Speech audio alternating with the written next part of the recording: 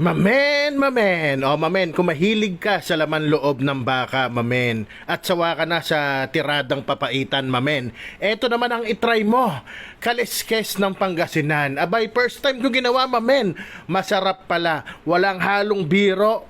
Pex man, promise, mamatay man, nasarapan ako, mamen. Yang kinain ko na yan, kinahanin ko pa. Kaya naman, tirahin na natin. Baka tirahin pa ng iba.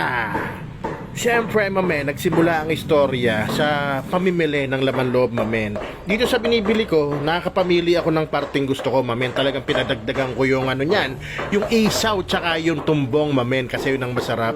Onti lang atay pinalagay ko. Pero kayo, kung mahilig kayo sa atay, damihan nyo na lang. Ayan, mamen, no? Kitang-kita yung tumbong, ang sarap niyan. Pero ingat kayo dyan kasi mas mamantika yan. Kaya ako, nung tinikman ko na siya, pinalamig ko muna para matanggal ko yung mantika sa ibabaw. Ayan, hinugasan ko, mamen, mga 3 beses, tapos pakuluin natin muna na walang nilalagay. At sa unang kulo, mamen, itapon nyo yung pinagkuluan. Medyo malansa yan, mamen. At ibalik na natin to, binanlawang ko lang yung aking pressure cooker. Mamen, kung wala kang pressure cooker, pwede rin naman sa kaldero, mamen, mas matagal mo lang siya palalambutin. Ang importante dito, mamen, marami-raming luya, pwede ka rin magtanglad, mamen, kasi yan ang magtatanggal ng lansa at anggo ng laman loob ng baka. Nilagay ko na rin yung sibuyas, mamen, tsaka yung white part ng onion leeks, yung matigas yun.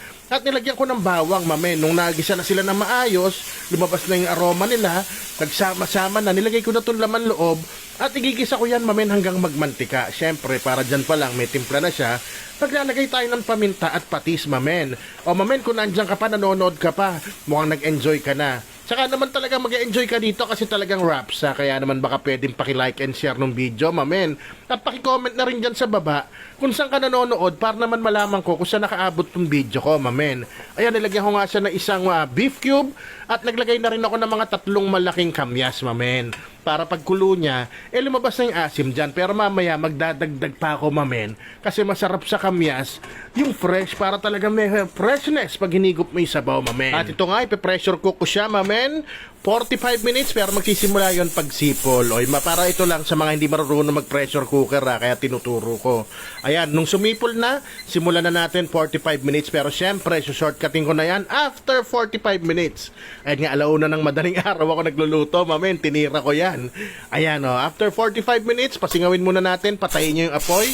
Ingat kayo, pag takot kayo magpasingaw ng ganyan, pwede nyo paandaran yan sa gripo ng tubig, mamen, hanggang sumingaw yung pressure.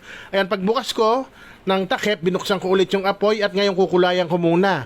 Pag sa tubig kayo magkukulay, mamen, ang biling yung atswete, yung melihiya ha. Ayan nga, nilagyan ko na ng silat, nagdagdag lang ako ng onting tubig at naglagay ako ng